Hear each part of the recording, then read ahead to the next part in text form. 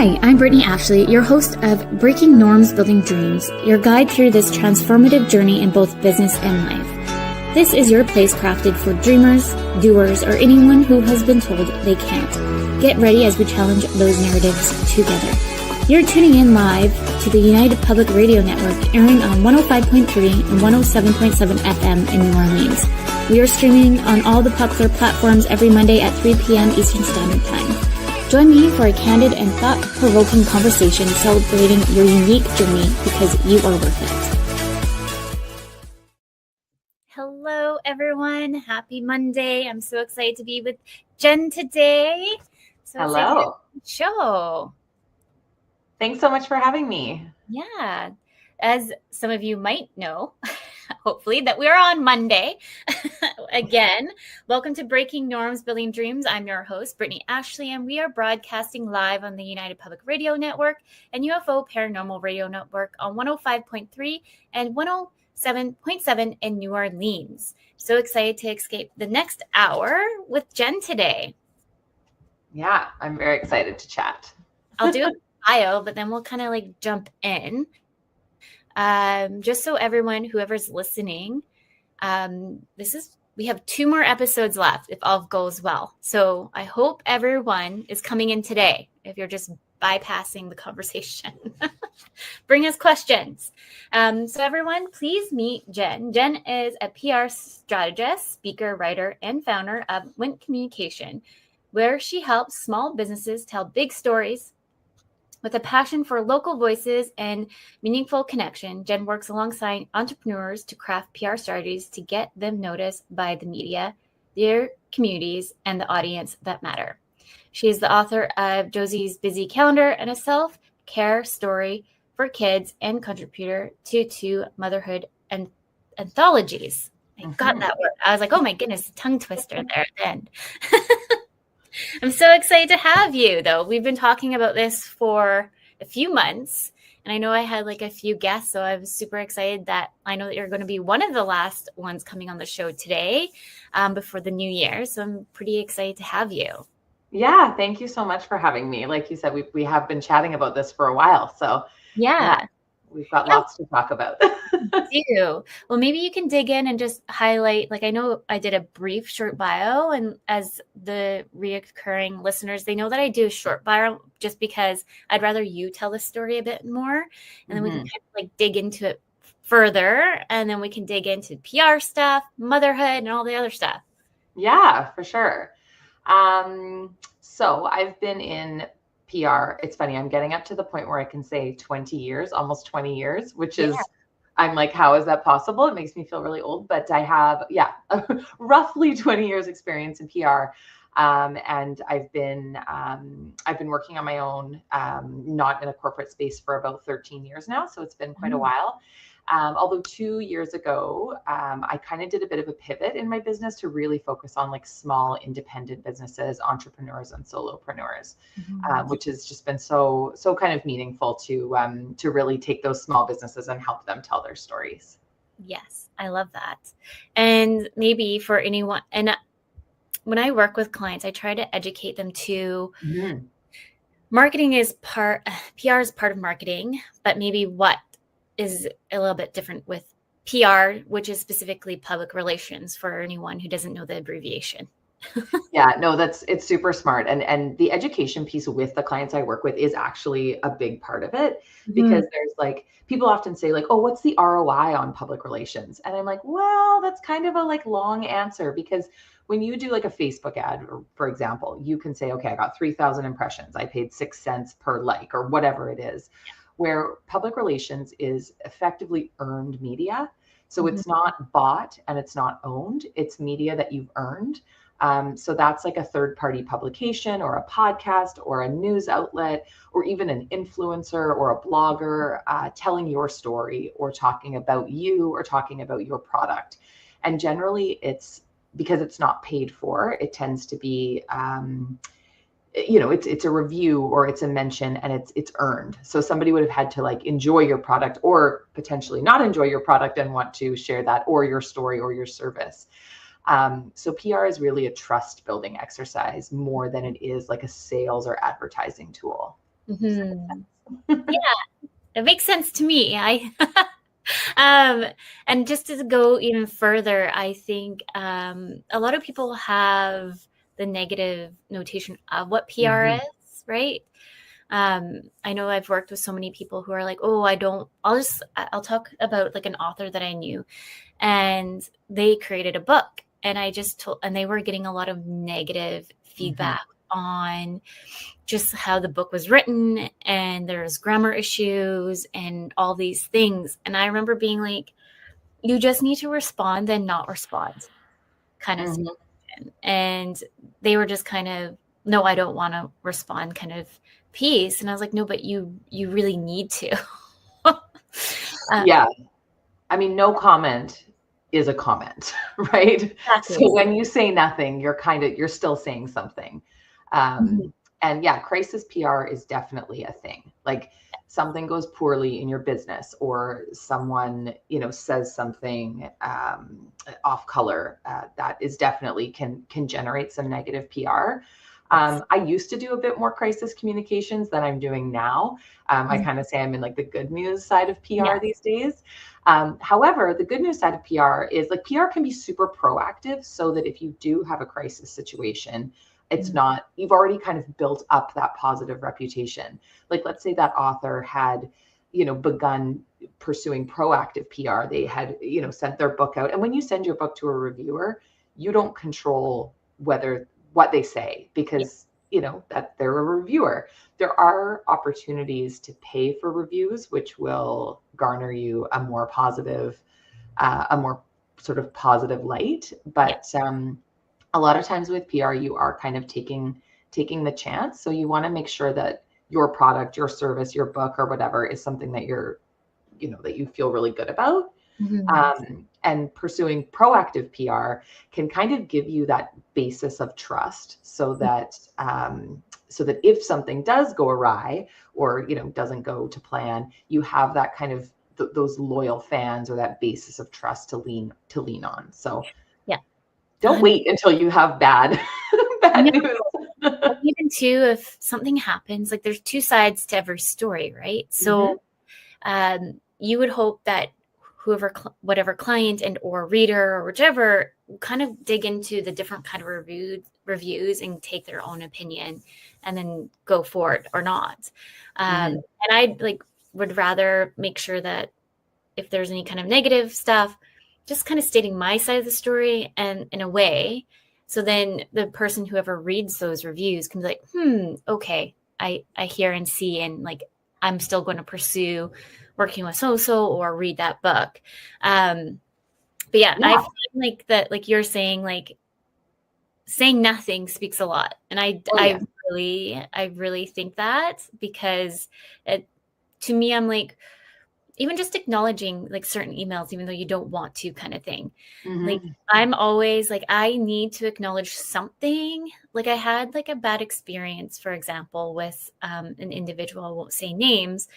And I just kind of like, I was just like, had my hands up because I was like, I can't, my brain and my anxiety is so high that I can't even action certain things because I just feel like we're not on the same field. We're just not, Mhm. we're not there.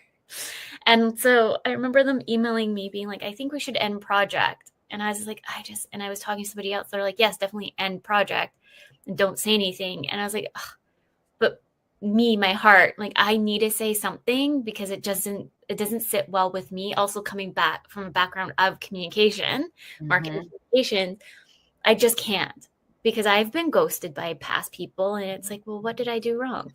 Mhm. Just want something. Yeah, totally. And I think too, if you do have, one-to-one interaction is sort Mhm. of one thing, and there's lots of ways to deal with that. But like publicly, I think as well, like just using the author, for example, let's say they put their book out, they were super excited about their book, they sent it out to reviewers, and the reviewers are like, there's grammar errors in here. Like this story isn't consistent. And maybe that author is like, oh, yeah, there are grammar issues. Or maybe it's like, oh, this is written in a dialect that you don't understand. Like there's going to be a reason why that happened. Yeah. And if that author is like, you know what? I self-published this. I didn't get it professionally edited. And you're right, there are grammar issues. That offers that author an opportunity to kind of humanize themselves. Yes. Because we have all I sent out an email today and someone replied and I realized I had a spelling error in the subject. Like we all do it. It's something that everyone can relate to. Yes. And a lot of PR and storytelling is finding that human angle and being relatable. Yes. So I think if that author were to pursue some podcast opportunities or even some media opportunities, or go back to those reviewers and say, can we talk about this? Like, can I share sort of how it feels for me to have this book in the world that I cannot retract, but I know there's errors in it. You know, it's sort of, I always see, I mean, depending how negative and what the negativity is, obviously, I don't want to say I can put a positive spin on anything because I can't. Some PR people can, I can't. But I do think that there's always an opportunity to go back and to expand the story a little bit. Yes, absolutely. And then also too, like for that incident, I know, for example, that she hired a junior editor who was still learning. So I'm like, well, that's your leverage because they're still learning. You can kind of tap in a little bit on that and be like, noted for the next book. Thank you for the review. Or, you know, like, I just feel like there could have been like some little tidbit there. So then, like you're just saying, they can get the full picture and like kind of humanize that piece. Yeah, absolutely. Make your next book called How Not to Make Spelling Errors in Your Published Book. You know, there's always kind of, from things that are like genuine errors, there's always an opportunity to humanize the situation and to make connections. Yes, 100%. Yes. Do you have any, because I want to dig just slightly a little bit more on PR and then we'll switch it. But for anyone listening to even just kind of get started, because like I mentioned, like the PR, I feel like we have that notion of like feeling it sometimes is mostly negative than positive, but maybe you have, I know you dug a little bit deeper, but say I'm coming to you for the first time, could use me as an example. How do I even start? Yeah. And there's this like myth that to get PR, you need to be, you know, famous, or you need to have like a huge budget, or you need to have like, you know, a celebrity spokesperson or something. You totally don't. Like you, Brittney, are such a thought leader in your space. You know, your name comes up in a lot of rooms that you're not in as a leader in your space. So you are like more than qualified for PR opportunities. So I think to back up a little bit, when people say to me, I'd love to pursue some PR, my number one tip, my first step, start here, is consume media. Like figure out what types of magazines, what types of podcasts, what types of digital platforms you would like to be featured on, and then go there. If you want to be on Brittney's radio show, listen to a couple of the episodes, watch a couple of the episodes. Because I'm sure you get pitched people that are like, I'll be a great guest, but they don't know what you're talking about. You know what I mean? They're like, you know, they don't know what they're talking about. And that is not a good look. So, you know, before you start putting yourself out for media, you need to understand that platform, understand who the journalists are, understand who the hosts are. So that would be kind of my first tip, is consume before you know, input before output. Yeah, I guess. And then the next thing is like, just once you've got a publication that you think, oh, wow, I think my story could really add value to this community. I think my story could fit in here. If you were talking about sort of 5 ways to streamline your business, or like 6 tips. I'm just trying to think, like, you know, we're kind of nearing the end of the year, right? So a lot of businesses are thinking about, how am I going to improve my operations in 2026? So maybe you pitch yourself for, you know, an article to like a lifestyle magazine, a marketing magazine, a small business magazine, or like you know, small to medium business, or a growth publication or something like that, or a podcast, to say, hey, I know there's a lot of businesses right now that are really looking to set themselves up for success in 2026. And I have like 5 tips on how businesses can do that. And so figure out where is your expertise, and then how can you pitch that story to the publication that has the right audience that needs that advice. I like that. Thank you for sharing. Yeah. And I find like there's just so much noise out there. It's hard to kind of hone in where you want to go. And I feel like there's a spot for everybody for PR. We just need to where to show up and why. Yeah. And like the worst thing that you can do, we call it spray and pray, but the worst thing you can do is be like, hey, I'm Brittney. I have 5 reasons entrepreneurs need a VA in 2026, and then BCC 100 journalists. Yeah. That is not going to get you a reply. Yeah. They know that you've done that. The way to approach PR would be to, if you want to go to a digital publication, to say, hi, Stuart, I saw that you wrote last week on 5 tech tips for entrepreneurs. My name's Brittney. I specialize in helping businesses streamline their operations to maximize their output. And I wondered if you'd be interested in 5 tips on that. So you're saying you're sending it to an individual and you're acknowledging, hey, I read this piece that you wrote last week and I really liked this coming out of it. This is what I think I can add to the conversation. And that's going to get you a lot further than spraying and praying like 100 random journalists without using their names. Yes. And it also too shows that you've done a bit of your research to understand who they are. I've been on a few podcasts where I even just like throwing it back to me and I'm like, I should have done some research. And I felt so uncomfortable when I went in on it too, like at the general conversation. And after the fact, like, why did I do that? I'm like, I hope that doesn't, like, it was a fine conversation, but I felt like I was getting like pinpoint over here. And that's not like how I wanted like the brand to show up maybe, or how I wanted to show up, because I was kind of thrown off. So I like how you're saying like, do your like due diligence and like research and like make sure you know who you're talking to too. Yeah. And the other reason that you do want to do that research and make sure, like I was quite comfortable coming into this conversation today because I've listened to this show, I've watched some of the videos back, and I knew what to expect. You know what I mean? Yeah. But the other reason that you want to make sure that you're well prepared is because it is earned media a lot of the time. If it was like a paid ad or something like that, and you got to really control the message, that's different. But you want your brand to show up in the best way possible. And you really want to position yourself as that thought leader. And if it doesn't go well and you end up sort of sounding kind of sloppy or something like that, which I'm sure you didn't, but if you had, then that, that is what it is. That person is there for that interview. They'll take what they want from it.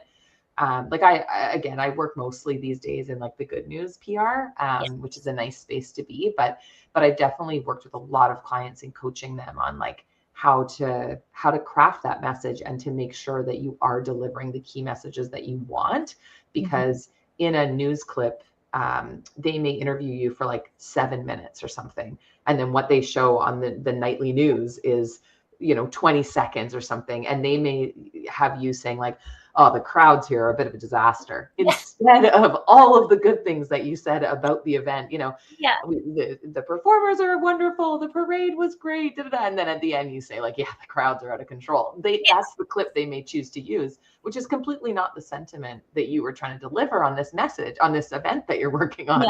But, because it's an earned placement, you don't get a lot of control in what's used. Yeah, even just taking it like a different way too. Like you even just see on like just some of the content that's out there, like the clips. Unfortunately, like a lot of people want to take the negative pieces because it does get more bait. Yeah, definitely. And that's the thing, is you want a hook that media is going to appreciate. And you and I had talked a little bit before. I'm kind of switching gears a little bit, so put me back on track if I'm going the wrong way. But we had talked a little bit about like perfectionism and how to like really like kind of grapple with how to show up perfect. And what I always say to clients is nobody wants to hear a perfect story.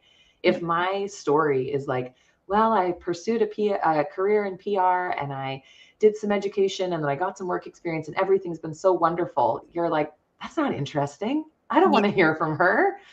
People don't connect with perfect stories. So it's actually not to your advantage to be perfect. It's to your advantage to be human, authentic, and to have something that people can connect with.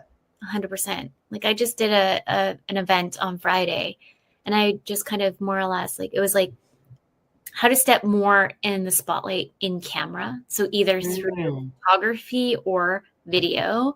And I talked a lot about the imposter syndrome pieces, but then also being true to your authentic self, because I do think that we get lost in today's society with everything that's out there, all the noise. And we forget sometimes along the way of who we are and who we want to be, because we have all, especially for moms, like we have all these things coming at us and we just don't even like sometimes just put our hands up and just like, I'm done. And who you want to attract. Exactly. If I stand up here and tell a bunch of lies about myself and say how in control I am and perfect and wonderful I am, I'm not going to get the audience. I'm not going to get the clients that are the right fit for me. Do you know what I mean? So when you're inauthentic, you attract inauthenticity, and it doesn't work out well for anyone. No. And a lot of us start our business in hopes to probably work with our ideal, like the people that we want to work with. Like we go away from that corporate or whichever kind of lifestyle so we can build a business that fills our cup too. So if we're attracting the individuals that we're not in alignment with, like we're not going to feel in alignment as a whole. Totally. Yeah. Yeah. And it's your business won't be as successful if you're not attracting the right people. So it's, you're doing yourself a disservice. Yes. Yeah. Well, you're a mom. Maybe you can kind of like dig in a little bit how you've been managing time management in between, like building a business and momhood.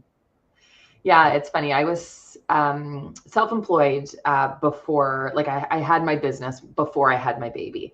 So when I was expecting my first child, I was like, oh, how hard can this be?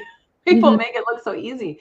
And because I didn't have sort of a traditional maternity leave or anything like that, I literally thought, oh, I'll just like babies sleep all the time. I'll just keep working. And I was in for like a pretty rude awakening when my son was born. His birthday is this week. He'll be 9.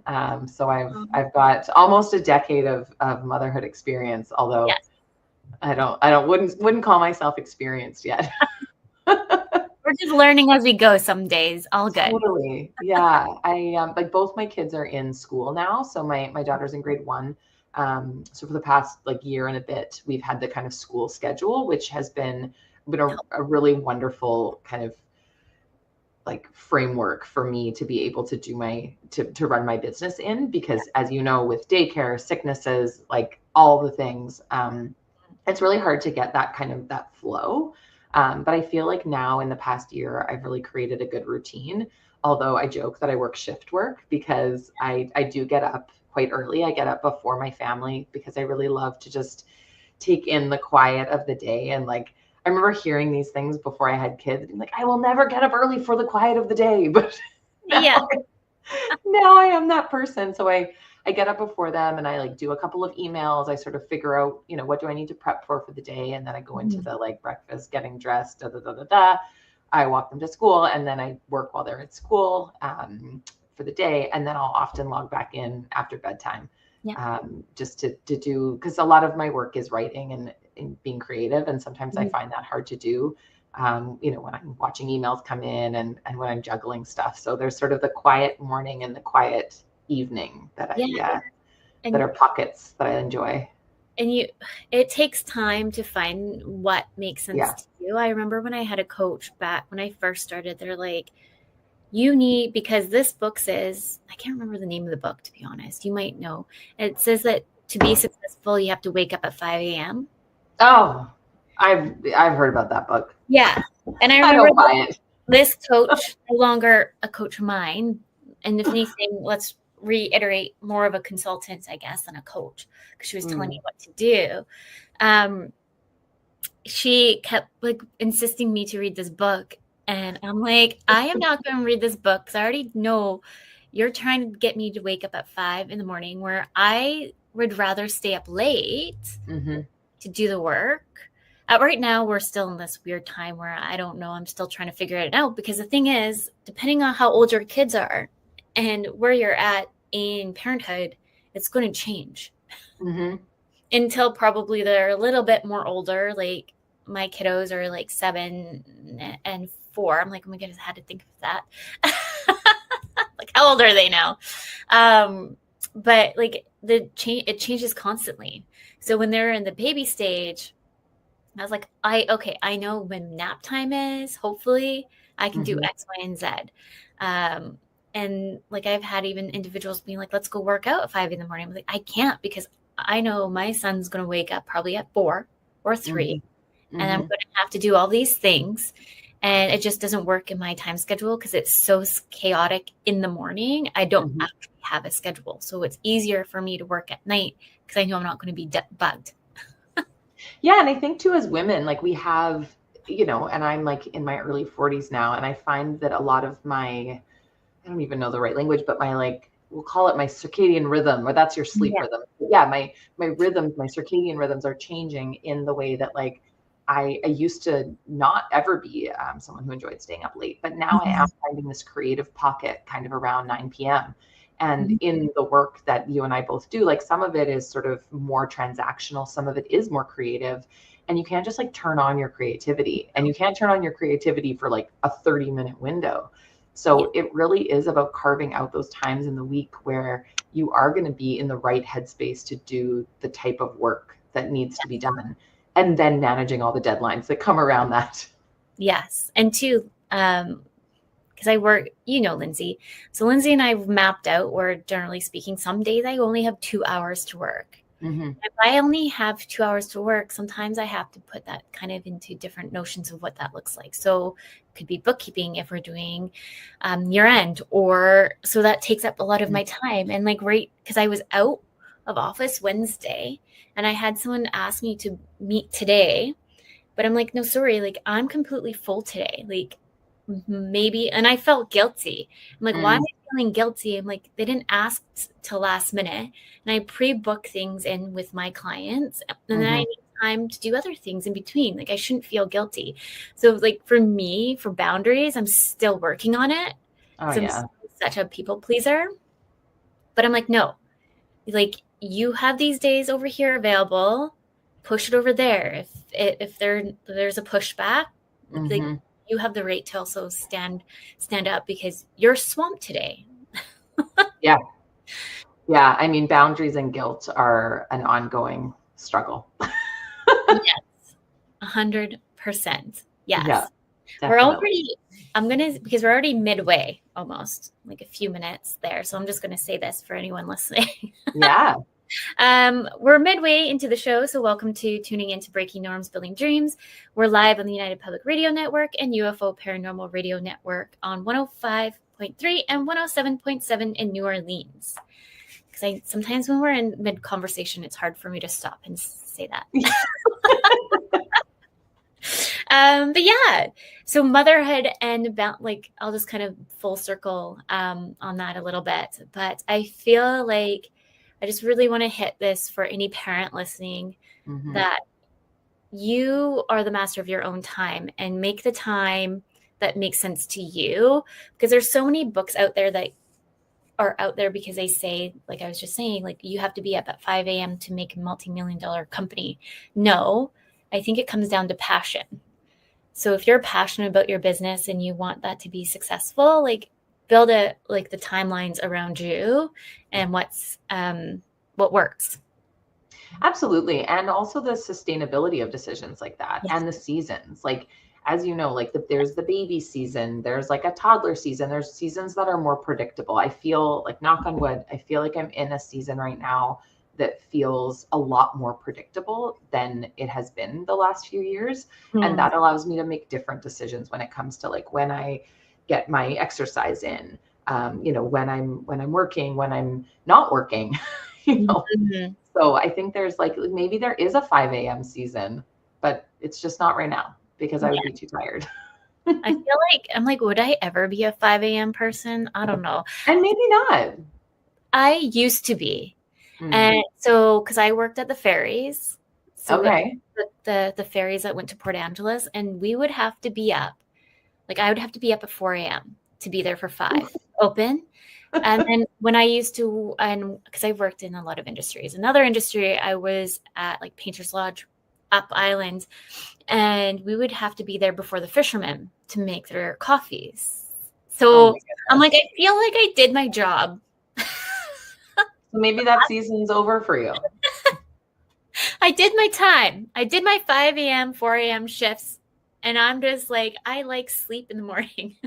Yeah, and like now I feel like I'm getting into a little bit of a season like where I'm spending more time, and this isn't necessarily a good thing, but I'm trying to kind of make it work for me. I'm spending more time in the car. Like I'm driving my kids to baseball practice or whatever. And then, it's an hour-long practice. So you have kind of like 50 minutes between drop off and pickup where, it's not really enough time to get home, but maybe it's time enough to get to the grocery store. But so I've been trying to like save tasks like work or personal tasks that I can do sitting in the car for 50 minutes. And I have like this notebook that I carry around that's like into like, okay, if I have like periods of like block periods of like what I call like deep thinking, do these tasks. If I have like, light thinking, car time, that kind of thing, do these tasks so that I can be a little bit efficient with the pockets of time and try to choose the work that's going to fit best into those pockets. Yes. And I agree. Like I have my phone on and I quickly check through, like I get a lot of spam in my box sometimes. And so like, I always try to like quickly like look at my phone, for example. I'm like, nope. So when I actually get to the computer and I need to actually respond, I have the top ones right away. Yeah. And then anything that needs to kind of be like, oh, that can wait till tomorrow kind of thing, then it tries to filter it. Though I'm also trying to look, I had this conversation with Allie. We were trying to workshop for me is that I have like OCD with my inbox and I feel like I need to respond to everything right away. I don't know where that came from, but I'm trying, like, get back to the boundaries. I'm trying to teach myself about the boundaries. Like, it's okay if you don't respond to that email right away. If you're out of office and you have your out of office on, they don't expect to hear from you till next week. But sometimes I'm like, I just need to respond. I just need. And also, like, I was at an event on Monday and we were chatting about this, and every industry has their little saying about like, we're not saving babies, or we're not, nothing's on fire. And like, for me, it's like, I remember an early boss saying this to me, it's PR, not ER. And that's always stuck with me, that like, if I don't get back to someone, and sometimes with media, like you have to jump on an opportunity or they will go to the next person. So I do keep a really close eye on my phone. But I always try to understand as well, like if we miss one of those opportunities and let's say media is like, yep, we need a spokesperson. We need to talk to Brittney for Small Business Week. That's an amazing opportunity depending on who the outlet is. And let's say I don't get to that email within an hour or something like that, and you miss that opportunity. Like that sucks for sure. And I would, as your publicist, try to like recover from that and offer an alternative. But at the end of the day, no one died. You know what I mean? It's not the end of the world.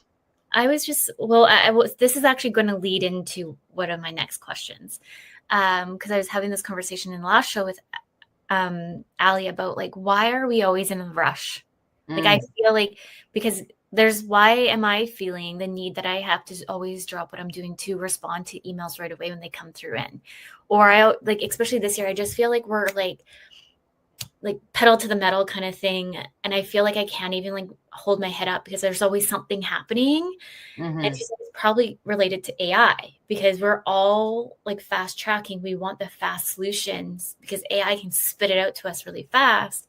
And I think we as humans are just trying to like sustain that in some kind, like trying to understand it, sustain it a little bit. Yeah, I agree. And I think when you were like, if you were to email me, I mean, mine has a thing that comes up like automatic responder or whatever. And if I click that and you get this response from me, that's, you can tell when AI's written something. Yeah. And so you might get your answer. Sure. And it depends, it's hard to have this conversation without context, but if you were looking for like, can we change the time of this chat? It was supposed to be at this time. Can it be this time? And my calendar was able to say, yep, that time works great. You get your answer. That's wonderful.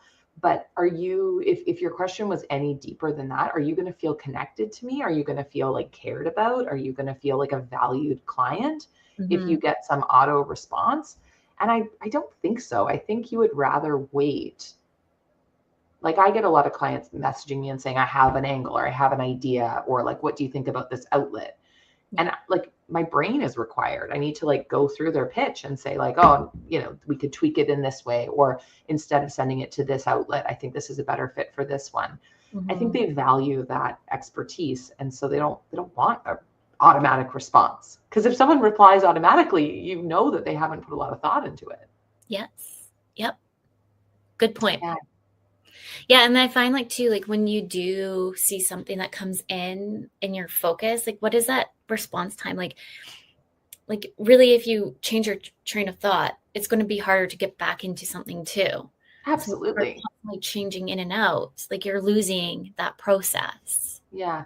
And I've seen a few times lately where I'll get an automatic response from someone that says, hi, thanks for your email. I only check my email twice a day, so you may not hear from me right away or something, which is great. Although I hate the fact that we even have to put those kind of autoresponders on. Yes. That's kind of what I'm feeling right now, though, to be honest. Like, I don't know if it's just Christmas time and everyone just wants a meeting right now. And I'll make it work, but I'm feeling like I'm already feeling stretched. What is the point of the year where we say, let's do it in January? Yeah. Is it December 10th where it's like you don't take any more meetings for 2025? I think my brain has already switched to 2026. I'm like, if Brittney is already on vacay mode, start December 1st. Yeah, totally. Nothing new on the to-do list for 2025. It's like, I'm full. Yes, my brain is full. It needs a break. Yeah. I have already said to all my clients like a few weeks back, I'm like, just FYI, this is when I'm out of office. Just note it. See you in January. So I'm like, I'm building up to it. So they know. But I'm like, they feel the same. They want to go on vacation too. Like, and I think it's important for us to acknowledge that as well, that like, as much as we don't want to be working late or emailing on the weekends, our clients don't really want to get an email on the weekends. Yes, 100%. I think it comes down to like your own boundaries too. But it like, right? Because I am such a people pleaser, so I feel like it's just kind of like sometimes it gets out of control. So it's like self-reflection too. You can't please everybody. Yeah. One tool that I've been using, definitely not a PR tool, but I've been using an email scheduler a lot, so that when I am, replying to emails either early in the morning, not at 5, but like maybe at 6, or in the evenings, or potentially on the weekends. If I do a couple of hours on the weekend, I'll schedule it to go out either the next morning or later that day or something like that, because I'm also trying to respect the recipient's boundaries. They don't want to get an email from me at 6 a.m. when it's not urgent. I replied in the time that suited me, and I would like them to kind of have that same opportunity. 100%. Yeah. And question a little bit deeper into the AI, because a lot, I feel like we're seeing it from two spectrums of like super panic mode to kind of accepting.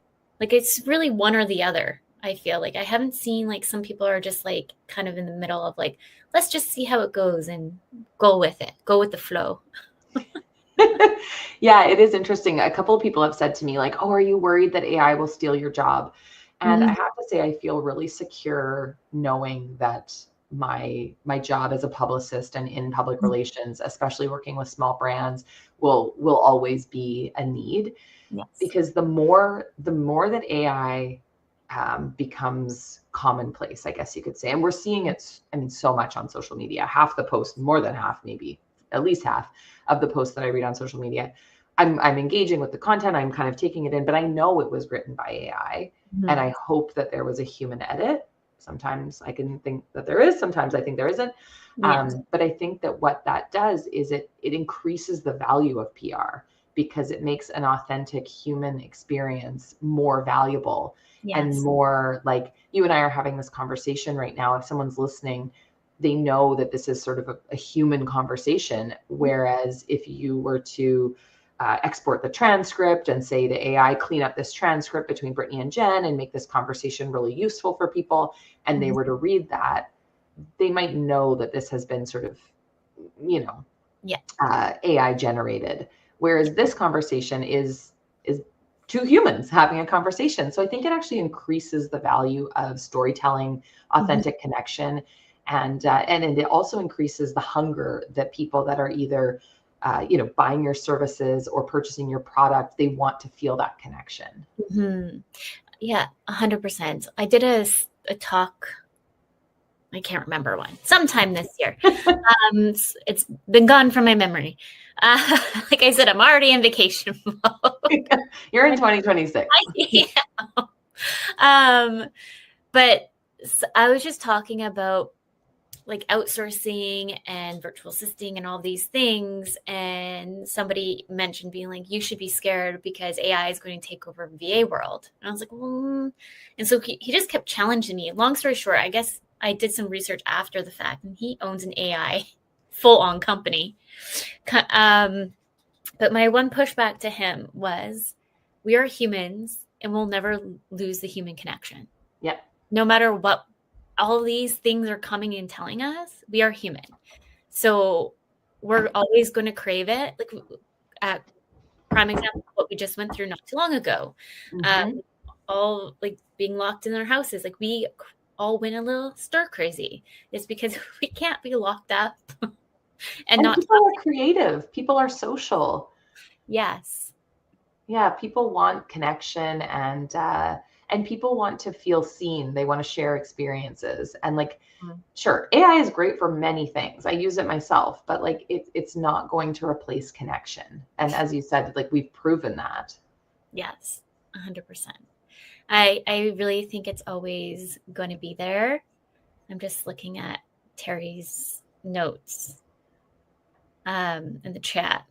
It's a long one, but overall about like just protecting the rights of, well, we can see like copywriting and all of that too. And another thing, like we're looking at in the Hollywood and the writers situation and the AI there, what they want in their contract. So I do think there's a lot of conversations that still need to be had overall, and how to make sure that people are safe. Oh yeah. And all the things in between. But I think there's a happy medium. Like transcripts, for example. Well, actually, we just had a meeting with a client, and it was very interesting because it was like, you're broadcasting live. And I was like, why are we broadcasting live? Where is this going to the masses? And so I told everyone to log off and get back in the call, because I'm like, I don't like, is someone watching our conversation? Like, I don't like, there's different, when you say we're broadcasting live, I consider this. Yeah. One of the note takers that we utilize, they say that you're broadcasting live because it's linking to their AI system, which is fine, but I feel like we need different terminology. I also remind myself very regularly that nothing I'm doing is that interesting. I shouldn't say that. All of my clients are amazingly interesting and have great stories. I guess what I mean by that is I'm not like, we're not talking about transferring millions of dollars. We're not talking about curing diseases. We're not talking about, proprietary information. So maybe I'm lucky in that way, that if someone were to steal my story, I think that a lot of what I'm trying to do is get stories out there. I mean, I would like to be credited, obviously, if they're stealing my particular story. But, one of the anthologies I was just part of was about postpartum anxiety and depression. If AI were to take a conversation about postpartum anxiety and depression and make it mainstream, thank you. These are conversations I believe that we should be having more often. So great, get it out there. Yeah. Steal it. Go for it. Drive more people to the book. Go for it. I find, well, you can definitely see when you read some of the content. Like some of the times when I do use anything AI and I get so frustrated. I'm like, ugh, over it. I'll do it myself. You're not listening to me. Yeah, definitely. But it does save for certain things. So like note taking, I don't mind having a note taker. It actually helps me quite a lot because then I can actually focus on the conversation. If anyone's new here listening, I do have dyslexia. And so when I write notes, my brain can't, especially my brain with ADHD. So my brain's like trying to go over here, trying to write the notes, and I can't figure out how to spell something. I forgot the whole conversation. So I like having these conversations like this. So then I know that note takers taking the notes and I can review it if I need it. Absolutely. So to me, like that's my saving grace. But there's certain things that has helped too in between, like you're saying, like quick little email notes or anything like that. There's definitely ways that we can leverage in business to help us, but it's just having the happy medium and the human connection piece too. Yeah. And I think skills like we would never have put on a resume, good at conversation with people, good at human interaction. And I think in terms of hiring, and a lot of customer facing jobs, being able to carry on a conversation, being comfortable speaking to strangers is going to become more of a valued skill.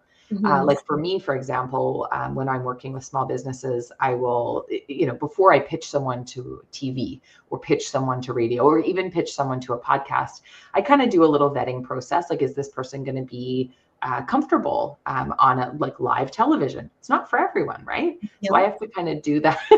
I have to kind of do a little bit of a vetting process. And, a lot of the people I work with, some of them are just natural, but some of them need a bit of training. Yeah. But I think that those types of skills, like being able to work at a trade show. I think everybody should have to work at a trade show for one weekend of their life, because standing at a booth and trying to get the attention of strangers and having conversations and making like small talk, which can sometimes be so boring, is such a valuable skill that AI will never teach us and never replace. So I think the people that are good at interhuman connection, the people that are good at articulating their story, the people that are good at sort of being, bringing authenticity to the table, like those will become very valued skills that in the past couple of decades haven't really been notable skills because we had no other choice. I love that. I think you're so true. Would you say all trade shows are just like events if you have a vendor table? I think everyone, I'm going to make my kids work at a trade show. Just for, there's nothing like just trying to sell something to people who don't necessarily want it. Yeah. No. Just for one weekend. Yes.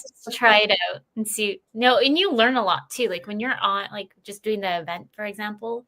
Like I was running around. I was like, what do you need help with over here? Like I was just like a vendor / speaker, but I went behind the scenes and making sure, like, because there's a lot to put on an event.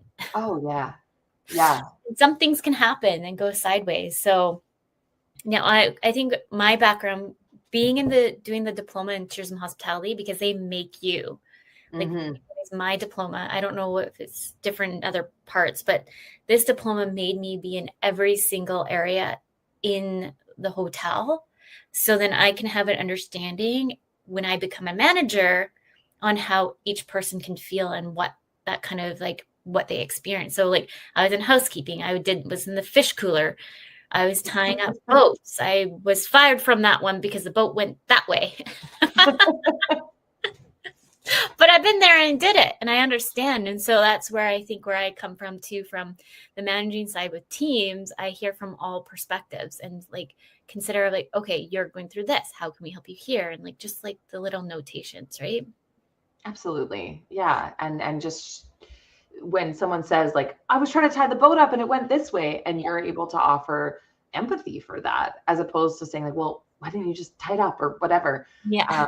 Then it's an opportunity to connect, right? And that is the piece that you can't automate.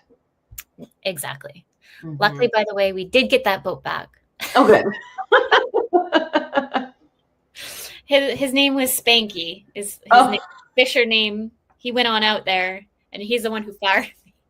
Oh my goodness! Brittney, stick with coffee. I went back. Like, okay. But we're almost nearing the end. Is there any last minute tidbits you want to share with anybody? I know we didn't get to your book, so any last tidbits? And I have your free guide going around here for anyone. Oh, awesome! Yeah, perfect. Yeah, that's just some 5 tips for small businesses that are pursuing PR and kind of media visibility. I think what I would say is like, please support your local media. We are all looking to put stories out there, but a lot of times we're not consuming that local media, and it's so important to find out what is going on in your community, because it's so easy to get news from from TikTok and other parts of social media. That I'm always encouraging people to find out where your community paper is, and either try to pick one up. There's nothing like holding a community paper in your hand while you drink coffee. There's no less AI experience than that. So yeah, I'm a big proponent of supporting local media, because those are the stories that really shape the communities and the places that we're living. What else would I offer? And just tell your story. Like you really don't have to be a celebrity or have the best story to have a story that's worth telling. Mm-hmm. And I find like we think that we need to, unfortunately, because of social media or whichever, because we just see kind of, and yeah, I just feel like be authentic and step into your true self, and you're just going to resonate with so many individuals that connect with your story or just who you are. Totally. Yeah, no, I agree so much. I think we see that nobody likes perfect people. So, if you want to be approachable, and if you want people to be attracted to wanting to work with you, then you can kind of show a little bit of your mess. Yes. And like going back to like the speaking event that I did on Friday. So it was a speaking event. I'll just take a quick bit. But I was speaking, and there was like the speaking room, and then we had like the shot room over here with music bumping. And I was like trying to like tell my story. And it was funny because Peter's like, I love how your prime line was, I have ADHD. And then all of a sudden you hear like the disco music over on the other side, like full on trying to throw off somebody with ADHD. I was like, I was trying so hard to be perfect. And then it made me catch myself too, being like, you don't need to be perfect, because everybody in the room was like, you could see their faces when I was speaking. Like they were so like devastated for me, because they knew I was trying to like tell my story, but I couldn't really tell it because we had bumping music on the other side of the And you were sharing an experience. If you're all in the same physical space, they could hear the music as well. Participants at a live event can feel like, is the room too warm? Are they setting up the lunch? Like you're all part of that experience, which I think is a really powerful opportunity to share something. Yes. Maybe you can just quickly share about your PR bundle. I can't remember the name of it. I don't have it. Oh, my Power Hour. Okay. I was going to say Power Hour, and I was like, I feel like that might not be right. Yeah, no, it's called a PR Power Hour. And I've been loving these so much. I wanted PR can sometimes be inaccessible for small businesses just based on a cost and a need. But I really wanted to create an offering for, solopreneurs, entrepreneurs, small to medium-sized businesses. So the PR Power Hour is like a 1-hour coaching session. You set out a couple of goals before we meet.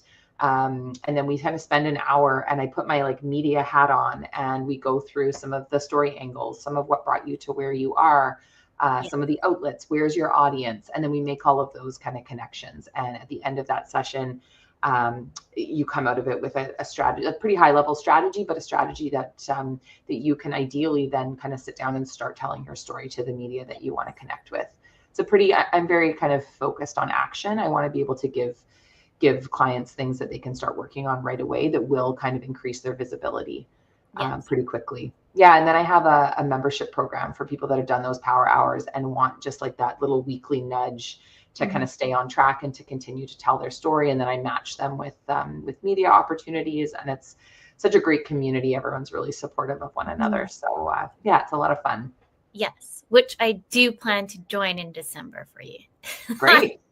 Yes, Jen and I have already been talking the background for Creative Dynamics and our why, and why I started, for those who are just listening, is just really to help moms work from home and having a little bit more of that conversation. I think it's really important on like the flexibility, but then also building our career development as well as we're growing into different areas of our life.